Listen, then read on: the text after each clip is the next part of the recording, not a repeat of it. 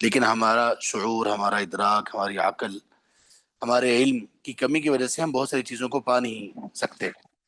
تو اس لیے ہر چیز میں حکمت کے پیچھے چلنے کی بجائے جب ہم نے اللہ کو مان لیا، کیا ہے، جب ہم نے اللہ تعالیٰ کو مان لیا، اللہ تبارک و تعالیٰ کی باتوں کو مان لیا، اللہ کے رسول صلی اللہ علیہ وسلم کو ہم نے برحق جب سمجھ لیا، مان لیا، تو جب ایک شخص کو آپ نے رسول مان لیا، سچا صادق اور امین مان لیا، اور یہ مان لیا کہ وہ اللہ تعالیٰ کی وحی کے بغیر بات نہیں کرتے، تو پھر آپ کو اگر کسی بات میں حکمت نہیں بھی دکھائی دیتی تو ایک حکمت تو ہے نا۔ ہمارے استاد محترم کہا کرتے تھے رحمہ اللہ رحمۃ واسعہ کہ ہر ایک چیز میں ایک حکمت تو ہے، وہ کیا بلا؟ اللہ کا، اللہ کی تعلیم ہے، اللہ کی طرف سے نازل کردہ ہے۔ کیا یہ کوئی حکمت کم ہے؟ ایک آیت ہے قرآن کریم کی، اللہ کے رسول صلی اللہ علیہ وآلہ وصحبہ وسلم کا ایک فرمان ہے، کیا یہ کم حکمت ہے کہ آپ نے کہہ دیا، اللہ تعالیٰ نے کہہ دیا اور اللہ کے رسول نے کہہ دیا؟ یہ خود ایک بہت بڑی حکمت ہے۔ آپ نے کہہ دیا تو ٹھیک ہے۔ تو بہت ساری چیزوں میں لوگ حکمت کو تلاش کرنے میں کبھی کبھی بہت مبالغہ آرائی کرتے ہیں، جو ان کو کبھی کبھی حماقت اور نادانی تک پہنچا دیتی ہے۔ ایک مرتبہ حج کے موقع پر حرم میں ہم موجود تھے مکہ میں، تو حج کے موقع پر مختلف بلڈنگز میں ہماری حج ورک شاپس ہوتی تھیں، تو لوگ سوال کرتے تھے۔ ان میں سے ایک سوال یہ بھی کرتا تھا، ایک بندے نے کہا کہ میں اتنے سال تک جاننے کی کوشش کرتا رہا کہ یہ جو طواف ہوتا ہے نا، طواف خانہ کعبہ کا طواف، یہ اینٹی کلاک وائز کیوں ہے؟ کئی سال میرے اس میں گزر گئے۔ اچھا، پھر جو اس کو سمجھ آئی نا کہ کیوں ہے، تو میں نے بہت مشکل سے اپنی ہنسی روکی کہ اب میں اس کو بیچارے کو کیا کہوں، میں اس کو کہ آپ نے کس چیز میں آپ نے اپنے آپ کو کھپائے رکھا ہے۔ تو اللہ تبارک و تعالیٰ نے بہت ساری جگہوں پر بہت ساری تعلیمات میں حکمتیں بیان کر دیں، اور بہت ساری جگہوں پر اللہ تعالیٰ نے حکمتیں بیان نہیں کی، اور اہل علم نے ان کو جانچا پرکھا اور علم کی بنیاد پر حکمتیں بیان کی۔ اور کچھ ایسی چیزیں ہیں جن میں حکمت صرف یہی ہے، اللہ کا حکم ہے اور ہم نے کرنا ہے۔ حکمتوں میں جیسے کوئی بندہ، کسی نے سوال کیا کسی صاحب علم سے کہ جب یہ اللہ تعالیٰ یہ نے خنزیر کو پیدا کیوں کیا، جب ہے ہی حرام تو پیدا کیوں کیا، حکمت بتاؤ؟ تو انہوں نے کہا کہ حکمت اس میں یہ ہے تاکہ آپ خنزیر نہ کھاؤ، پیدا اس لیے کیا کہ آپ نے نہیں کھانا نا؟ حکمت تو ہے نا یہ بھی۔ آپ کو اللہ تعالیٰ نے ایک چیز سے روکا ہے، اب اسی چیز سے روکا جائے گا جس کا کوئی وجود ہوگا، جس کا وجود ہی نہیں ہے اسے روکا جا سکتا ہے؟ تو اللہ تعالیٰ نے آپ کو خنزیر سے روکنا تھا، تو اللہ تعالیٰ نے اس کو پیدا کر دیا تاکہ پتہ چلے کون بات مان رہا ہے۔ تو لہٰذا یہ ایک معاملہ شادی، ایک سے زیادہ شادیوں کا، پہلے میں نے عرض کیا، شاید آواز یہاں پہ نہیں تھی، کہ انٹرنلی داخلی اعتبار سے ہمارے مسلمانوں نے اس کے بارے میں بڑی ہی بے ادبی کا مظاہرہ کیا، اس کے بارے میں بڑی مبالغہ آرائی سے کام لیا۔ کچھ نے اس کو ظلم قرار دیا خواتین نے، کچھ مردوں نے اس کو صرف ایک عیاشی کا ذریعہ وہ قرار دے دیا، کچھ نے اس کو سبحان اللہ خواتین کے استحصال کا ذریعہ بنا لیا، ان کو تنگ کرنے کا ایک ذریعہ بنا لیا، اور کچھ خواتین نے بالکل اس حکم کو ماننے سے، اس بات پر کہ یہ ہماری فطرتی کراہت ہے، اس کو سامنے رکھ کے انہوں نے اس حکم کا تقریباً انکار ہی کر دیا۔ جیسے کہ ہم نے یہ کہا تھا کہ وہ زبان سے حرام نہیں کہتی، باقی سمجھتے اس کو زیادہ تر لوگ، خاص طور پر خواتین، حرام ہی ہیں۔ اللہ تعالیٰ ہمیں محفوظ رکھیں۔ لیکن یہ وہ معاملہ ہے، اسلام کی ان تعلیمات میں سے ایک ہے کہ جس سے اسلام کا حسن نمایاں ہوتا ہے، اسلام کی تعلیمات کا وہ حسن جو ساری دنیا کو، غیر مسلموں کے لیے بھی خیر ہی خیر ہے، اس سے یہ نمایاں ہوتا ہے۔ کیسے؟ اہل علم نے جو اس میں حکمتیں بیان کی، ان میں سے پہلی حکمت وہ یہ بیان کرتے ہیں جس کا حدیث میں تذکرہ ہے، وہ یہ ہے کثرت نسل، کثرت نسل، بچوں کا زیادہ ہونا، نسل کا زیادہ ہونا۔ وہ لوگ جو اللہ تعالیٰ کی عبادت کرنے والے ہیں، اللہ اور اس کے رسول پر ایمان رکھنے والے ہیں، یہ جتنے بھی ہوں اتنی ہی خیر بڑھے گی، شرط یہ ہے کہ ایماندار ہوں، ایمان والے ہوں۔ تو اللہ کے رسول صلی اللہ علیہ وآلہ وصحبہ وسلم نے یہ اس طرف توجہ دلائی شادی کرنے سے پہلے مردوں کے لیے جو تعلیمات ہیں، ان میں سے ایک یہ بھی ہے کہ کوشش کرو کہ وہاں شادی کی جائے جہاں پر خواتین کے ہاں زیادہ بچوں کی ولادت یہ نارم ہے جس خاندان کا، وہاں پر شادی کرنے کی کوشش کرو، ترغیب دلائی گئی۔ تو آپ دیکھیں کہ کس طرح سے ہمارے معاشرے میں غیر مسلموں کی طرف سے کچھ چیزیں شروع ہوئیں اور ہم نے ان کو اپنا لیا۔ ان میں سے ایک یہ ہے کہ لوگوں نے باقاعدہ پلاننگ کے ساتھ بچوں کے کم کرنے کی مہم چلائی کہ بچے زیادہ نہیں ہونے چاہیے۔ کیوں زیادہ نہیں ہونے چاہیے؟ ان کو رزق کون دے گا؟ اللہ، جو تمہیں دے رہا ہے وہ رزق دے گا۔ ان کو پڑھائے گا کون؟ آپ پڑھاؤ گے۔ ان کو سنبھالے گا کون؟ اللہ تبارک و تعالیٰ نے توفیق دی ہے، جس اللہ نے پیدا کیا ہے، اللہ تعالیٰ رزق کا معاملہ ذمہ داری اللہ تبارک و تعالیٰ نے اپنے ذمہ لی ہے، آپ کا کام ہے تربیت کرنا۔ تو یہ ابھی ہمارا چونکہ ابھی ٹاپک نہیں ہے، آگے انشاءاللہ ہم سورۃ الانعام میں اس پر تفصیل سے بات کریں گے، کثرت اولاد کے بارے میں جتنے بھی وہ اشکالات ہیں ان پر ہم بات کریں گے۔ ایک بات ہے، لوگ بھی عجیب ہیں، فیملی پلاننگ کے نام پر کہہ رہے ہوتے ہیں بچے دو ہی اچھے۔ یعنی جب بندہ لفظ سنتا ہے نا فیملی پلاننگ، تو بندے کو لگتا ہے ایسے کہ بندے کی کوئی 3 4 فیملیز ہیں اور 30 40 بچے ہیں، اب بتاؤ ان کی پلاننگ کیسے کرنی ہے؟ یار 2 بچوں کی آپ نے کیا پلاننگ کرنی ہے؟ فیملی پلاننگ، بچے دو ہی اچھے، یہ کون سی پلاننگ ہے بھائی تمہاری؟ 2 بچوں کی تم نے کیا پلاننگ کرنی ہے؟ ایک بندے کا سکول ہے، وہ سکول میں کہتا ہے کہ میں زیادہ بچوں کو نہیں لوں گا، 2 بچے دو ہی اچھے، پڑھانا ہی 2 بچوں کو ہے، اب میں اس کو مینج کر رہا ہوں۔ جب وہ یہ بات کہیں گے نا ہمارے اسکول میں 2 بچے ہیں اور میں ان کی پلاننگ کر رہا ہوں، تو آپ کا ہانسا نکل جائے گا۔ تو گھر میں بھی یہی بات ہے، آپ نے بچوں کو مینج مینج کرنا، پلاننگ تو یہ ہوتی ہے کہ زیادہ تعداد زیادہ ہے، اب اس کو کیسے آپ نے پلان کرنا ہے، کس بچے کے بارے میں آپ نے کیا سوچنا ہے۔ اور بچے جب ایک بچپن سے گزرتے ہوئے 5 سے 7 سال کی عمر، 8 سال کی عمر بڑی اہم ہوتی ہے، بچوں کا شوق ڈیویلپ ہو چکا ہوتا ہے، کسی حد تک پتہ چل جاتا ہے والدین کو کہ بچوں کو کس فیلڈ میں داخل کرنا ہے، یہ پلاننگ ہوتی ہے۔ تو جب ایک سکول میں 200 400 600 800 بچوں کی پلاننگ ہو سکتی ہے، تو ایک گھر میں 2 4 8 10 12 بچوں کی پلاننگ کیوں نہیں ہو سکتی؟ تو یہ ساری وہ باتیں ہیں جو کہی جاتی ہیں اور ان کا سر پیر کوئی نہیں ہوتا۔ بہرحال تعدد زواج، ایک سے زیادہ شادیوں کی ایک حکمت یہ ہے کہ نسل مسلم کا یہ زیادہ ہونا۔ دوسری چیز یہ ہے کہ جو مردوں کے ہاں ایک جو رغبت ہوتی ہے خواتین کے سلسلے میں، بیویوں کے سلسلے میں، وہ کبھی کبھی بڑھتی رہتی ہے، اور پھر جب خواتین کے مخصوص ایام، مخصوص احوال، ان کی ولادت کا معاملہ، نفاس کا معاملہ، جب یہ چیزیں ہوتی ہیں تو بعض اوقات مردوں کے ہاں کچھ اس معاملے میں نقص اور خرابی پیدا ہونا شروع ہو جاتی ہے، جبکہ وہ اپنی اس خواہش کو پورا نہیں کر سکتے۔ تو اللہ تبارک و تعالیٰ نے اس لیے بھی ایک سے زیادہ شادیوں کا معاملہ مردوں کے لیے رکھا ہے، اور یہ خواتین کے لیے نہیں ہے، صرف مردوں کے لیے ہے۔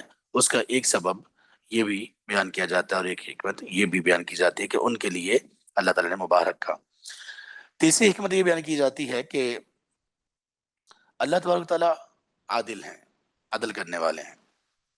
اب اللہ تبارک و تعالیٰ ان خواتین کے لیے جو خواتین اپنے لیے شوہر نہیں پاتی اور کوئی جوڑ نہیں پاتی، اور پھر یہ بھی کہ خواتین مردوں سے قریب قریب ہمیشہ زیادہ رہی ہیں، ابھی بھی زیادہ، اگر آپ دیکھیں تو زیادہ تر ممالک میں خواتین کی تعداد زیادہ ہے مردوں سے۔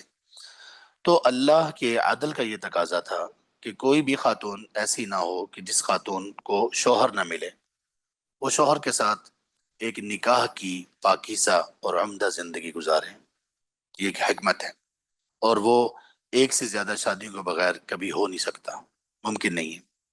ڈاکٹر ذاکر نائک ایک کمپیریٹیو ریلیجن کے کیونکہ وہ ماہر ہیں اور اسلام پر ہونے والے اعتراضات کے جوابات دیتے ہیں، تو ان کا ایک جواب بڑا عمدہ ہے۔ وہ یہ کہتے ہیں کہ اگر ایک خاتون کے لیے اسلام میں ایک سے زیادہ شادیوں کے ساتھ اس کو نکاح میں لینا جائز نہ ہوتا، تو پھر مرد زیادہ ہیں، خواتین جو ان کی تعداد کے برابر ہیں ان کی شادیاں ہو گئی، تو جو خواتین اب بچ جاتی ہیں وہ کہاں جائیں، کیا کریں؟ یہ ایک بہت بڑا مسئلہ ہے۔ اور ہمارے معاشرے میں بھی جن خواتین کی شادیاں نہیں ہوئیں، اور خاص طور پر وہ خواتین جو اپنے لیے کوئی پاکیزہ اور کوئی نیک اور صالح زوج کو تلاش کرنے والی ہیں، ان کے جو مسئلے مسائل ہیں ان کا کیا بنے گا؟ اور پھر جب شادیاں نہیں ہوتی تو شادیاں نہ ہونے کی وجہ سے جو بے راہ روی اور بہت سی وہ غیر مناسب اور غیر حلال چیزیں جو معاشرے میں بنپتی ہیں، وہ ایک الگ چیز ہے، اس لیے یہ بھی اس میں ایک حکمت بتائی جاتی ہے۔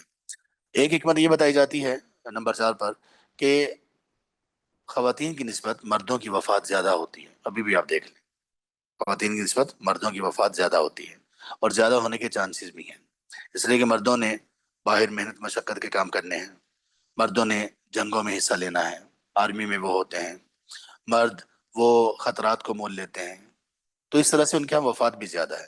تو جب یہ وفات زیادہ ہوگی، زیادہ خواتین کا مردوں کا معاملہ وفات کا ہوگا، تو پھر خواتین اور زیادہ ہو جائیں گی، تو ان کو بھی مینج کرنے کے لیے ایک سے زیادہ شادیوں کا کہا گیا۔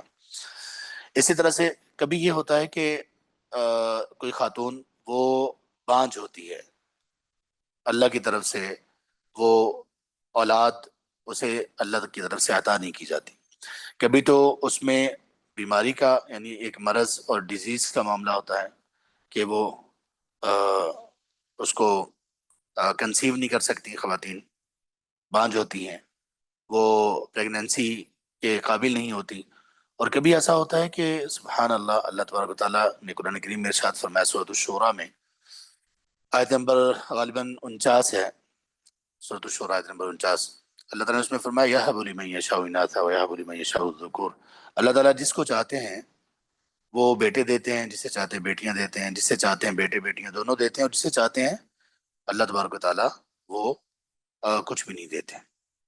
کتنی خواتین ایسی ہیں، شوہر اور بیوی دونوں، ان کی میڈیکل رپورٹس بالکل کلیئر ہیں، اولاد نہیں،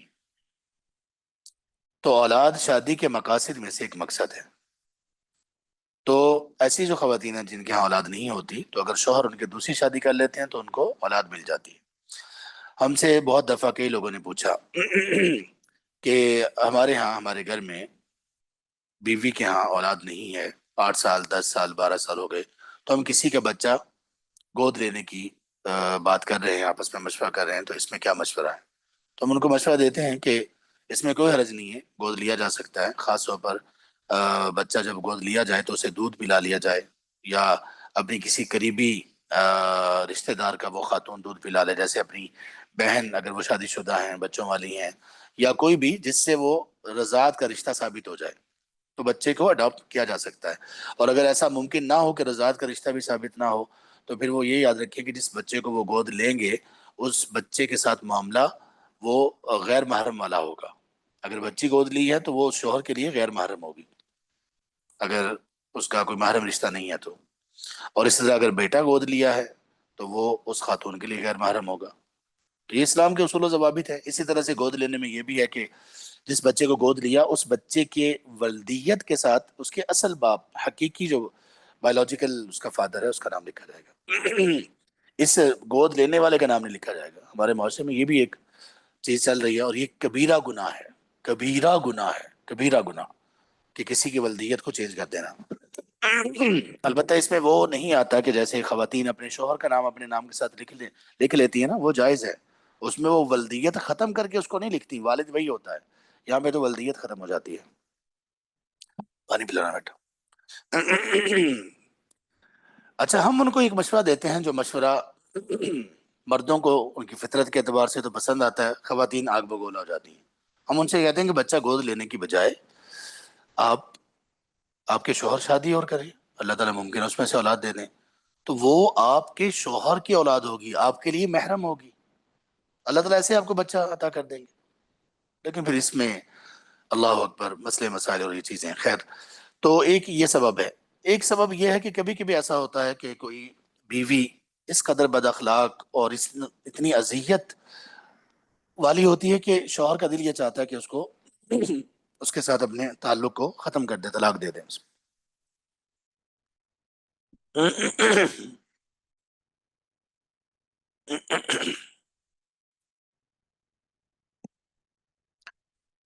تو پھر وہ کئی چیزوں کو دیکھتا ہے، کئی معاملات ہوتے ہیں، ممکن ہے کہ اولاد ہو، ممکن ہے کہ تعلقات ایسے ہوں دو خاندانوں کے درمیان، یا اور کئی چیزیں، تو پھر وہ ایسی بیوی کو برقرار رکھتا ہے، لیکن جو ظاہر ہے کہ نافرمان ہوگی اس سے انسان کو کبھی بھی راحت اور سکون نہیں مل سکے گا، تو اس اعتبار سے بھی اس کے لیے ایک سے زیادہ شادیوں کو مشروع کیا گیا تاکہ وہ اس معاملے میں اپنی راحت اور سکون کو حاصل کر سکے۔ اسی طرح کبھی ایسا ہوتا ہے کہ خاتون بیوہ ہوتی ہیں اور اسے بیوہ بھی ہوتی ہیں اور کبھی بیوہ نہیں بھی ہوتی، لیکن اسے ضرورت ہوتی ہے کوئی اس کی کفالت کرے، اس کے والدین نہیں ہوتے، بہن بھائی نہیں ہوتے، تو اب چونکہ والدین نہیں ہیں تو پھر اس کی شادی کا معاملہ مشکل ہوتا ہے، جبکہ دوسری شادی عموماً آسان ہو جاتی ہے، اکثر ایسا ہوتا ہے۔ اور اسی طرح سے وہ خواتین جن کو طلاق ہو گئی یا ان کے شوہر فوت ہو گئے، تو ان کو بھی مینج کرنے کے لیے یہ ایک سے زیادہ شادیوں کا معاملہ مشروع قرار دیا گیا۔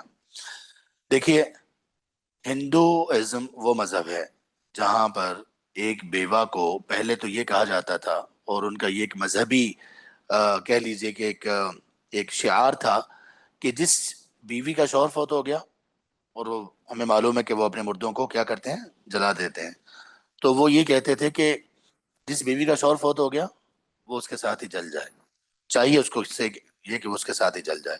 اور ان کے ہاں کسی بیوہ کا آگے نکاح کرنا یہ بہت بڑا گناہ اور نعوذ باللہ بے حیائی شمار ہوتا تھا۔ اور اب یقین کیجئے کہ آج بھی ہمارے معاشرے میں بھی بہت سارے مسلمان ان کا بالکل یہی ذہن ہے۔ میں کچھ لوگوں کو جانتا ہوں، ان کے ہاں جب وہ بیوہ ہو گئی خاتون، بچوں والی بھی تھیں کچھ معاملات میں، بھائیوں والی تھیں کچھ معاملات میں بچے چھوٹے تھے، کچھ میں بڑے تھے، انہوں نے آگے شادی کرنا چاہی تو اس کو خاندان والے اس کو ایسے نظروں سے دیکھنے لگے جیسے یہ کوئی برائی اور بدکاری کر رہی ہے۔ مسلمانوں کے زوال کے اسباب میں سے ایک یہ بھی ہے کہ مسلمان جب نکاح کو اتنا مشکل بنا دیں کہ نکاح کرنا جرم لگنے لگے، تو پھر ایسے معاشرے میں بے حیائی کثرت سے پھیل جاتی ہے۔ جہاں پر نکاح مشکل بنا دیا جائے وہاں پہ بے حیائی کثرت سے پھیل جاتی ہے، اور وہ نکاح کوئی بھی ہو، ایک ہو یا ایک سے زیادہ والا کوئی بھی نکاح ہو۔ تو یہ اس میں حکمتیں ہیں، اور ایک حکمت یہ ہے جو اللہ کے رسول صلی اللہ علیہ وسلم کی شادیوں میں بھی بیان کی جاتی تھی، وہ یہ ہے کہ کبھی کبھی بندہ شادی ایسے خاندان میں کرنا چاہ رہا ہوتا ہے کہ جس خاندان میں شادی کر کے اس کو بہت سارے دینی اور دنیاوی فوائد مل رہے ہوتے ہیں۔ دو خاندانوں کے درمیان پرانی کوئی چپکلش ہوتی ہے، نکاح کرنے سے ختم ہو جاتی ہے۔ سبحان اللہ، اللہ کے رسول صلی اللہ علیہ وسلم نے جو مختلف قبیلوں میں شادیاں کی، ان میں سے ایک حکمت اور مقصد یہ بھی تھا۔ ایک بات مجھے یاد آ رہی ہے، اہل علم نے یہ بیان کیا، انہوں نے کہا کہ خالد ابن ولید رضی اللہ عنہ وہ بہت دیر کے بعد مسلمان ہوئے۔ کہتے ہیں کہ وہ اسلام کو دیکھ رہے تھے، سوچ رہے تھے، مسلمان ہونے کا سوچ رہے تھے، غزوہ احد میں مسلمانوں پر جو بھاری وقت آیا اس کے پیچھے خالد ابن ولید تھے، انتہائی جنگجو تھے۔ کہتے ہیں نبی صلی اللہ علیہ وسلم نے آپ کی بیویوں میں سے آپ کی ایک زوجہ محترمہ ام المؤمنین وہ خالد ابن ولید رضی اللہ عنہ کے قبیلے سے تھی۔ کہتے ہیں جب آپ نے ان کے قبیلے میں شادی کی اس کے بعد وہ مسلمان بھی ہو گئے۔ تو اس طرح سے خاندانوں کے درمیان یہ شادیاں کبھی کبھی بہت بڑے بڑے کلیشز کو ختم کر دیتی ہیں۔ تو اس طرح یہ کچھ ایک حکمتیں ہیں، ان کے تحت اللہ تبارک و تعالیٰ نے اس کو مشروع قرار دیا۔ اور ایک آخری چیز یہ کہ یہ حکمتیں اگر نہ بھی ہوں تو اتنی بات کافی ہے کہ اللہ تعالیٰ نے ایک چیز کو مباح جائز قرار دے دیا، تو اس کے علاوہ کسی حکمت کی جاننے کے ہمیں ضرورت باقی نہیں رہتی، لیکن یہ پھر بھی ایکسٹرا چیزیں ہیں۔ اس کے ساتھ اللہ تعالیٰ نے ایک بات یہ کہی کہ اگر تم خواتین کے معاملے میں انصاف نہیں کر سکتے ہو، وہ کرو تو دو خواتین سے شادیاں کرو، 3 سے 4 سے کرو، لیکن اگر تم انصاف نہیں کر سکتے ہو، تمہیں ڈر ہے کہ فَإِنْ خِفْتُمْ أَلَّا تَعْدِلُوا فَوَاحِدَةً، کہ تم اگر خدشہ ہے کہ انصاف نہیں کر سکو گے تو پھر ایک سے شادی کر لو، اور ایک سے بھی انصاف کرنا، جیسے کل بات ہوئی۔ اس کے بعد فرمایا او ما ملکت ایمانکم، اگر ایک سے بھی شادی نہیں کر سکتے ہو تو پھر تمہاری لونڈیاں تمہارے لیے ہیں۔ لونڈیوں کا کیا معاملہ ہے؟ لونڈی کس کو کہتے ہیں؟ یہ بھی اسلام کے ان احکامات میں سے ایک ہے جس میں اسلام کی خوبصورتی ہے، لیکن ہمارے مسلمانوں نے اس کو قبول نہیں کیا، اور مسلمانوں نے اس معاملے میں ایک معذرت خواہانہ رویہ اختیار کیا، اور ان کو لگتا ہے کہ یہ اسلام کا کیسا حکم ہے، لونڈیوں، اچھا لونڈیوں سے نکاح ہی نہیں ہوتا؟ لوگ سوال کرتے ہیں لونڈیوں سے نکاح ہی نہیں ہوتا، ایسے کیسے بندہ ان کے ساتھ تعلق کو قائم کر سکتا ہے؟ سبحان اللہ، نکاح میں ہم کیا کرتے ہیں؟ چند ایک کلمات پڑھتے ہیں نا، چند کلمات پڑھ کے ایجاب و قبول ہوتا ہے، یہی نکاح ہے نا۔ یہ نکاح اللہ تبارک و تعالیٰ نے اس کو مشروع قرار دیا، شریعت کا حصہ بنایا، اور جس اللہ نے اس نکاح کو یعنی کسی خاتون کو ایک بندہ اپنے لیے حلال کر لیتا ہے، اس کے ساتھ تعلق اور اس کا اس کے ساتھ مباشرت حلال ہوتی ہے وہ ان چند کلمات کی بنیاد پر ہوتی ہے. جس اللہ نے یہ طریقہ رکھا اسی اللہ نے لونڈیوں کے بارے میں یہ اجازت دی کہ جو لونڈی تمہیں مل جائے، اور اس کے پیچھے حکمت اور اس کے پیچھے وہ کیسے لونڈیوں کا معاملہ کیسے ہوگا ابھی بیان ہم کریں گے. تو جس کو جو مل جائے اس کے قائد، اس کے حکمران یا جو بھی سپہ سالار ہے اس کی طرف سے، تو پھر وہ اس کے لیے جائز اور مباح ہے، اس کے ساتھ اس کا تعلق جو شوہر اور بیوی والا تعلق ہے وہ روا ہو جاتا ہے. یہ اسلام کا ایک حکم ہے، اس میں نکاح کی ضرورت ہی نہیں ہوتی ہے. اس کا صرف مل جانا آپ سمجھیں کہ یہی نکاح ہے، یہی اس کے ساتھ مباشرت کے لیے کافی ہے، اس سے پہلے نہیں. جب تک تقسیم ان کی نہیں ہوئی اس سے پہلے نہیں. جب وہ لونڈیاں تقسیم ہو گئیں تو پھر بات ان کے لیے اللہ تعالیٰ نے اس کو مباح قرار دے دیا ہے. اللہ تبارک تعالیٰ ارشاد فرماتے ہیں سورہ مومنون میں آیت نمبر 5 سے 7. اللہ تعالیٰ نے کامیاب مومنوں کا ذکر کیا، اس میں اللہ فرماتے ہیں والذین هم لفروجهم حافظون. جو لوگ کامیاب ہونے والے مومن ہیں وہ اپنی شرمگاہوں کی حفاظت کرتے ہیں، یعنی اپنی پاک دامنی کو برقرار رکھتے ہیں. الا علی ازواجہم، اگر وہ اپنی خواہشات کو، جنسی خواہشات کو پورا کرتے ہیں تو یا تو وہ کرتے ہیں اپنی بیویوں کے ساتھ، او ما ملکت ایمانہم، یا اپنی لونڈیوں کے ساتھ. اب یہاں پہ بیویاں اور لونڈیاں دونوں کی ایک جگہ پر رکھا ہے، تو گویا بیویاں وہ ہیں جو ان چند کریمات کے ساتھ انسان کے لیے حلال ہو جاتی ہیں مباشرت کے لیے، اور لونڈیاں وہ ہیں جو ایک جنگ کے پروسیس کے بعد جو کسی کے حصے میں آئیں خواتین، ان کے لیے وہ حلال ہو جاتی ہیں. تو اس طرح سے اللہ تبارک و تعالیٰ نے اس کو قرآن کریم میں مشروع قرار دیا، اور جگہ جگہ پر لونڈیوں کا قرآن کریم میں ذکر موجود ہے. اب آئیے دیکھتے ہیں کہ یہ اسلام کا کس قدر مبنی بر عدل، یعنی عدل و انصاف سے بھرپور حکم ہے، اور کتنی حکمتوں والا ہے کہ کتنی خواتین کا اس معاملے میں ان کا معاملہ خیر والا ہو جاتا ہے.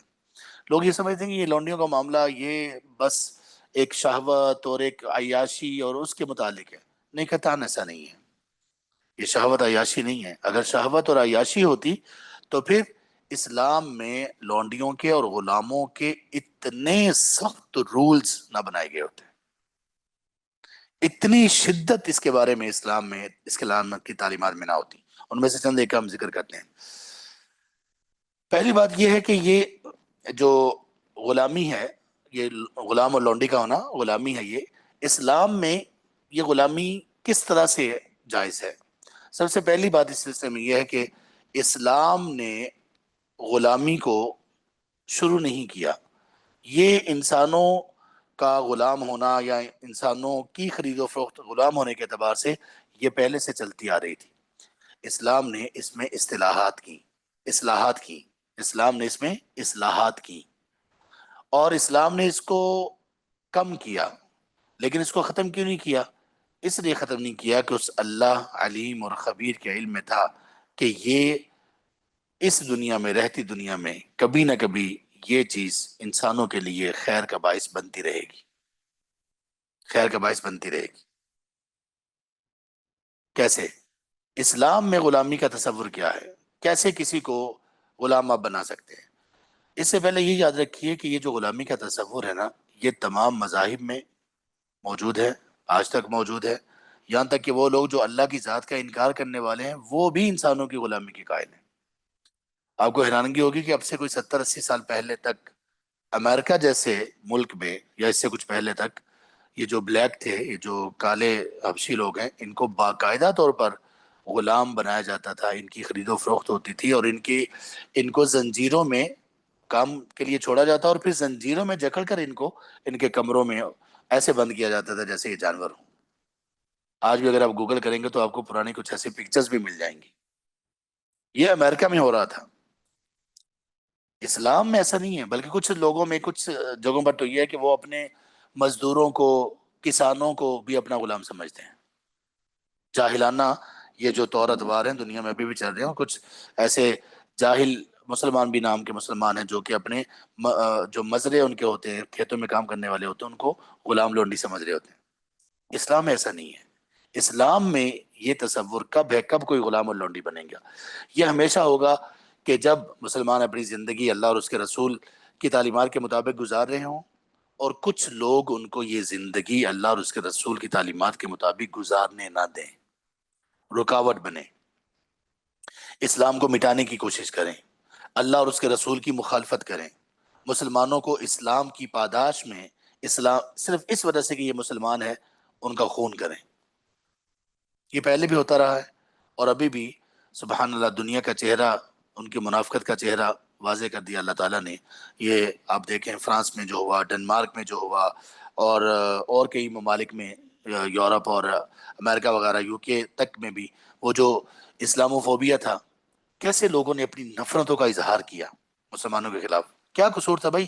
آپ کو نہ وہ کوئی تکلیف دے رہے ہیں، نہ آپ کا حق مار رہے ہیں، چھین رہے ہیں، نہ وہ آپ کے سلسلے میں کوئی ایسی تکلیف دہ چیز کرتے ہیں، تو پھر آپ کو کیا تکلیف ہے؟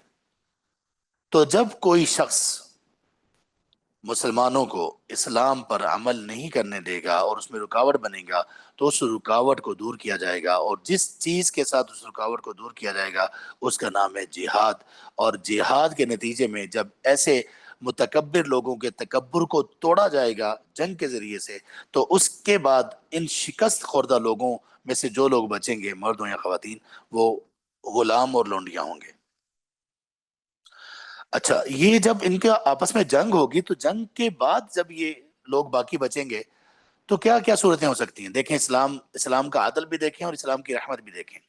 ایک صورت یہ ہو سکتی ہے کہ جو فتح ہونے کے بعد جو مرد و خواتین مسلمانوں کے جو دشمن ہیں ان کے بچ گئے، ایک یہ ہے کہ سب کو قید کر دیا جائے، نمبر ایک۔ نمبر دو، سب کو اڑا دیا جائے، قتل کر دیا جائے۔ دو چیزیں ہوگی۔ نمبر تین، یہ ان کو چھوڑ دیا جائے، بھائی جو مرضی کرو۔ نمبر چار، یہ کہ ان کو ہر ان میں سے مرد کو اور ہر خاتون کو کسی مسلمان کو دے دیا جائے، سونپ دیا جائے، اور اس مسلمان کو یہ کہا جائے آپ نے ان کا پورا خیال رکھنا ہے، ان کے کھانے کا، پینے کا، سونے کا، جاگنے کا، جو خود کھانا ہے وہ ان کو کھلانا ہے، جو خود پینا وہ ان کو پلانا ہے، ان پر زیادہ سختی نہیں کرنی، زیادہ ان پر کام کا بوجھ نہیں ڈالنا، ان کے حقوق کا خیال رکھنا ہے۔ تو کون سی چیز ان چاروں میں سے بہترین ہے؟ چوتھے نمبر والی۔ اگر ان قیدیوں کو ایسے چھوڑ دیا جائے، اسلام کے خلاف سازش نہیں کریں گے، تو یہ مرد و خواتین آپس میں یا مسلمانوں کے درمیان بہت ساری فحاشی پھیلانے کا سبب بن سکتے ہیں۔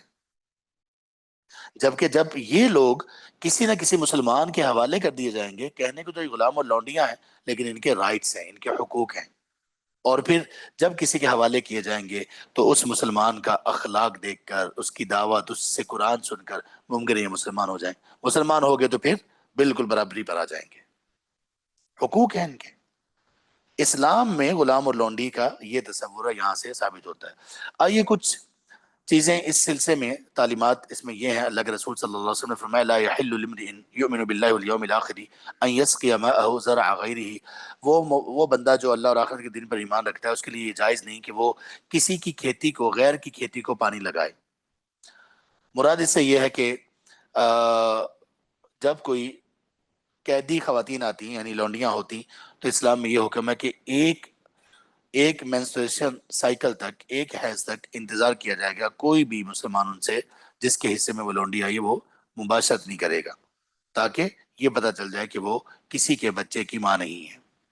یہ اللہ کے رسول صلی اللہ علیہ وسلم کی طرف سے آپ صلی اللہ علیہ وسلم کا، اسلام کا ایک قاعدہ اور اصول ہے۔ کیونکہ پراپر آگے جب کسی کے حصے میں یہ خاتون آئے گی اور اس کے حقوق ہیں، اس کے رائٹس ہیں، تو اس کے بعد پھر اس کے ساتھ مباشرت کا حق بھی دیا جا رہا ہے، تو اسی میں اللہ تعالیٰ اس کو اولاد بھی دے سکتے ہیں۔ آپ حیران ہوں گے کہ یہ جو غلام اور لونڈیاں مسلمانوں کے حصے میں آئیں، اور ان غلام اور لونڈیوں سے جو نسل چلی، اس میں اتنے بڑے بڑے اسکالرز اور علماء پیدا ہوئے، اور اتنے بڑے بڑے سپہ سالار، جنگجو اور حکمران بھی پیدا ہوئے۔ اسلامی ہسٹری میں باقاعدہ طور پر ایک پورا ایک ایرا ہے، ایک پورا ایک ٹائم ہے جس میں انہی ممالک کی حکومت تھی۔ وہ جو غلام لونڈیاں مسلمانوں کے ہاتھ میں آئے، اللہ نے اس کے بعد ان کو اتنی عزت سے نوازا، اتنی عزت سے نوازا، ان کو علم بھی دیا، ان کو عزت بھی دی، ان کو حکومت بھی دی۔ عالم اسلام پر حکومت یہ کر رہے تھے۔ تو یہ کہنے کو غلام اور لونڈیاں، لیکن ان کے یہ احوال ہیں۔ اچھا، اس کے بعد پھر آئیے چند ایک حدیث پر غور کرتے ہیں، اللہ کے رسول صلی اللہ علیہ وسلم نے ان کے بارے میں کیا بات ارشاد فرمائی۔ اللہ تبارک و تعالیٰ نے، اللہ کے رسول صلی اللہ علیہ وسلم نے ارشاد فرمایا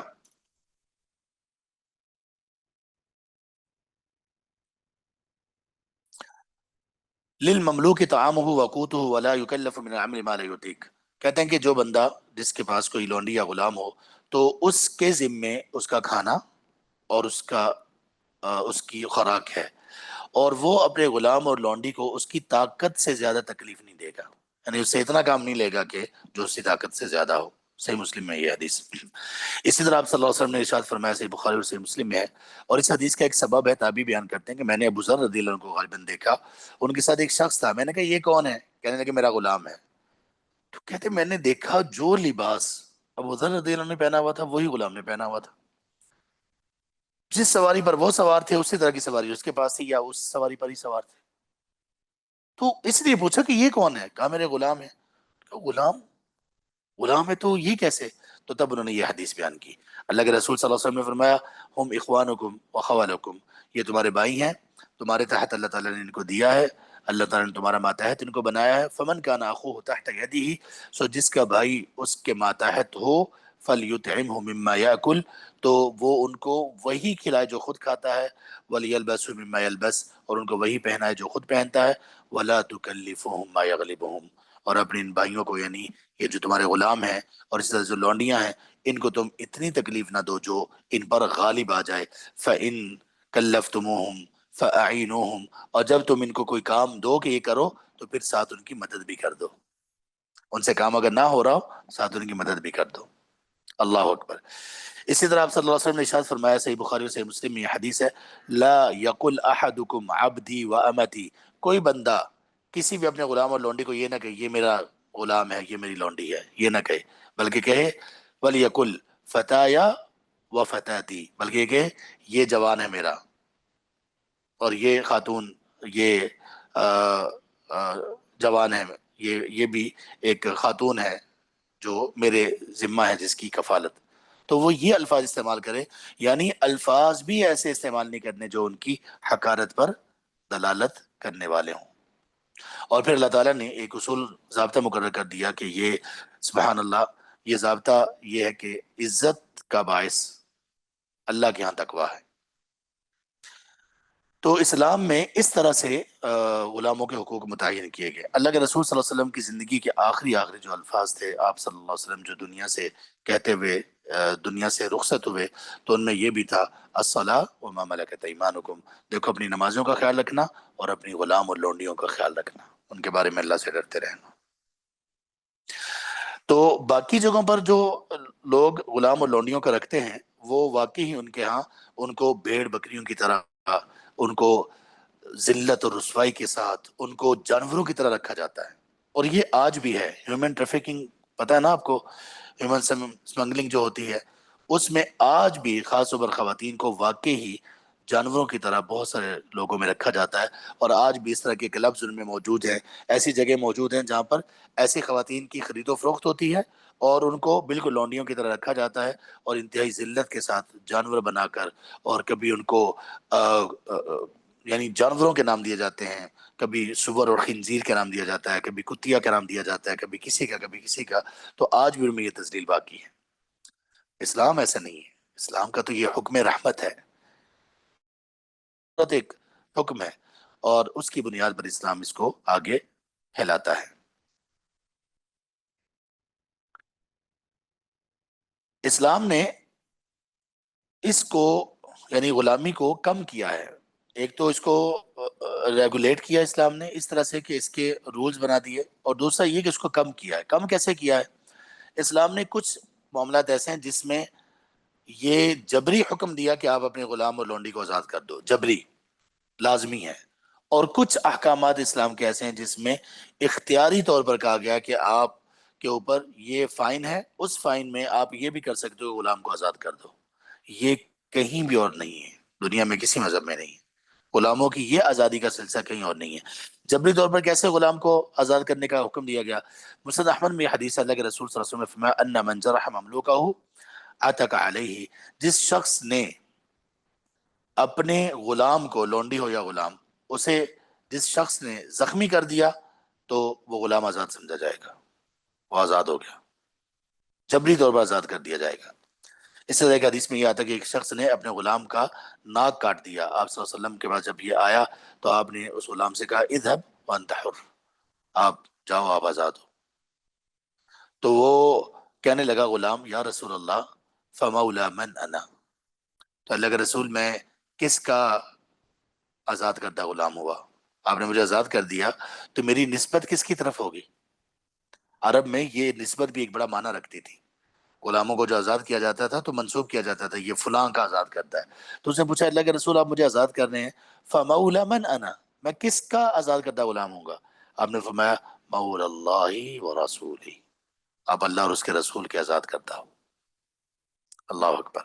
اس سے آپ صلی اللہ علیہ وسلم نے فرمایا دوسری جہاں پہ جبری طور پر وہ آزاد کر دیا جائے گا، ومن اعتق نصیب من مملوک مشترک اعتق نصیب شریکہ قہرا، آپ نے فرمایا کہ جس بندے نے ایک غلام میں، کبھی کبھی ایک کئی لوگوں کا غلام بھی ہوتا ہے، یعنی ایک غلام میں مالک ایک سے زیادہ ہوتے ہیں، تو اگر ایک مالک نے غلام کو کہا کہ میرا جو حصہ ہے غلام میں آزاد ہے، تو باقی کے لیے ضروری ہو جاتا ہے کہ اس کو آزاد کر دیں۔ تیسرے نمبر پر آپ نے فرمایا من ملک ذا رحم محرم محرما محرم علیہ ومن ملک ذا رحم، جو شخص ایسے کسی شخص کا آقا بنا جو اس کا رشتہ دار نکل آیا، محرم رشتہ دار ہو سکتا ہے یہ بھی، جنگوں کے معاملے میں کسی کو، مسلمان کو کفار نے اٹھا لیا، غلام بنا لیا، اور پھر مسلمانوں نے حملہ کیا اور ان غلاموں کو چھڑا لیا، تو ان غلاموں میں جس بندے کے ذمے جو غلام آیا وہ اس کا اپنا ہی رشتہ دار تھا، قریبی رشتہ دار تھا، تو وہ آزاد ہوگا۔ اسی طرح سے اگر کسی شخص نے اپنی لونڈی کے ساتھ مباشرت کی اور اللہ تعالیٰ نے اسے اولاد عطا کر دی، تو یہ لونڈی ام الولد کہلاتی ہے اور یہ بھی آزاد ہو جائے گی، اس کے حقوق آزاد والے ہوں گے۔ یہ تو تھا جبرن، اور اس کے بعد اختیاری طور پر کیسے؟ اللہ تبارک و تعالیٰ نے شریعت میں یہ رکھا کہ بہت ساری چیزوں کا کفارہ اور فائن غلام کی آزادی کو قرار دیا، جیسے اگر کوئی شخص، کوئی شوہر بیوی رمضان کے دنوں میں مباشرت کر لیں تو ان کے کفارے میں ایک چیز یہ بھی ہے کہ وہ غلام آزاد کریں۔ اسی طرح کوئی بندہ زہار کر لیتا ہے اپنی بیوی سے، اس کو کہتا ہے کہ تم میرے لیے میری ماں کی طرح ہو، یہ زہار ہے، گناہ ہے، اس کا کفارہ بھی کیا ہے؟ اس میں بھی غلام آزاد کرنا ہے۔ اسی طرح قسم ایک بندہ پوری نہیں کر پاتا، توڑ دیتا ہے، اس کا اگر اس کو کفارہ دینا ہوگا اس میں بھی غلام ہے۔ اسی طرح جس بندے سے کوئی بندہ غلطی سے قتل ہو گیا، کوئی چیز اس نے پھینکی، کسی کو لگ گئی، موت آ گئی، اس میں بھی غلام کی آزادی ہے۔ تو کتنے معاملات ہیں جس میں اسلام نے یہ کہا کہ غلام آزاد کر دو، تو یہ کتنی بیلنسڈ اپروچ ہے سبحان اللہ اسلام کی، آزادی بھی دے رہا ہے اور جو لوگ غلام اور لونڈیاں بن رہے ہیں ان کے حقوق بھی متعین کیے جا رہے ہیں۔ آخری بات اس سلسلے کی یہ ہے کہ آج کل غلامی ہے یا نہیں ہے؟ آج کل تو یہ نہیں ہے، کیا آئندہ ہو سکتی ہے کبھی کہ نہیں ہو سکتی؟ ہو سکتی ہے۔ دنیا میں البتہ ایسے کچھ آج بھی ممالک ہیں، خاص طور پر افریقہ وغیرہ میں، جہاں پر باقاعدہ طور پر آج بھی انسانوں کی خرید و فروخت ہوتی ہے، وہاں پر لیگل ہے وہ، آج بھی مرد و خواتین کو خریدا اور بیچا جاتا ہے، وہی غلام لونڈی کی طرح۔ تو اس سلسلے میں اہل علم سے سوال کیا گیا، ایک فتویٰ ہے شیخ صالح الفوزان سے پوچھا گیا، اسے پوچھا گیا هل يجوز شراء الإماء من بعض الدول التي لا يزال بيع العبيد قائما بها، کہتے ہیں کہ کچھ ایسے ممالک ہیں جہاں پر آج بھی غلاموں کی خرید و فروخت ہوتی ہے، تو کیا کسی مسلمان کے لیے جائز ہے کہ وہاں سے خرید کر لے آئے، وہ اپنے وطن میں ان کو لے آئے غلام اور لونڈیوں کو، اور ان کے ساتھ وہ معاملات کرے جو اسلام میں ان کے لیے الاؤڈ ہیں، جائز ہیں؟ یہ سوال ہوا شیخ صالح الفوزان سے، بڑے دنیا کے بڑے علماء میں سے ایک ہیں، سعودیہ کے گرینڈ مفتی ہیں۔ تو ان کا جواب یہ تھا واللہ ما ادری عن بقاء الارقاء، کہتے ہیں مجھے نہیں معلوم کہ ابھی بھی یہ غلامی کا سلسلہ اگر باقی ہے، لیکن انا اخشى انه حیل لکسب الدراہم، مجھے یہ خدشہ ہے کہ کہیں اس طرح کی چیز اگر اس کو اجازت دے دی گئی تو کہیں یہ خرید و فروخت اور درہم اور دینار کمانے کا باعث نہ بن جائے، او انہ اغتصاب، یا پھر یہ کہ یہ لوگوں کے بچوں کو، بیٹیوں کو ان علاقوں سے اغوا کرنے کا اور ان کے اوپر اس طرح سے کرنے کا وہ سبب نہ بن جائے، تو کہتے ہیں اس لیے اس کی ہم اجازت نہیں دیتے، تو یہ اس لیے سے اوائڈ کرنا چاہیے۔ لیکن کسی بھی وقت اگر جنگوں کا دوبارہ سلسلہ شروع ہو جاتا ہے تو پھر جنگوں کے بعد، کیونکہ مسلمانوں کے ہاں یہ جو غلامی کا سلسلہ جو ہوگا وہ جنگوں کے بعد ہوگا، اس کے علاوہ نہیں ہو سکتا، کبھی نہیں ہو سکتا۔ اور وہ بھی کیسے؟ کہ جب لوگ ہمیں اپنے اسلام پر عمل نہ کرنے دیں گے تو پھر مسلمان اٹھیں گے ان لوگوں کو، ان کی سطوت اور ان کے تکبر کو توڑنے کے لیے۔ تو جب ان کا تکبر ٹوٹ جائے گا تو پھر جو لوگ بچ جائیں گے تو ان کے لیے اسلام کا سب سے بہترین سلوشن یہی ہے کہ ان کو غلام اور لونڈی کے اعتبار سے مسلمانوں میں تقسیم کر دیا جائے، تاکہ ان کے حقوق ہوں اور وہ عزت، احترام اور بہترین حقوق والی زندگی گزاریں۔ یہ ہے، سبحان اللہ۔ تو اللہ تبارک و تعالیٰ نے اس آیت کا اختتام یہاں پر کیا، ذالک ادنیٰ اللہ تعولوا، یہ جو ساری تعلیمات تمہیں دی گئی ہیں یہ اس لیے ہے تاکہ تم لوگ ظلم نہ کرو۔ اللہ تعولوا، تم لوگ ظلم نہ کرو۔ جیسے کہ ہم نے پہلے بھی بتایا کہ اس سورہ میں بنیادی، اس سورہ کا مقصد اور بنیادی چیز ہے وہ کیا ہے؟ اس سورہ میں عدل اور انصاف ہے۔ تو کہا کہ یہ زیادہ قریب کی چیز ہے کہ تم نا انصافی نہیں کرو گے، ظلم نہیں کرو گے، بلکہ عدل پر قائم رہو گے۔ اللہ تعالیٰ ہمیں خیر پر سلامت رکھے اور عمل کی توفیق دے۔ سوال ہے تو کر لیجئے۔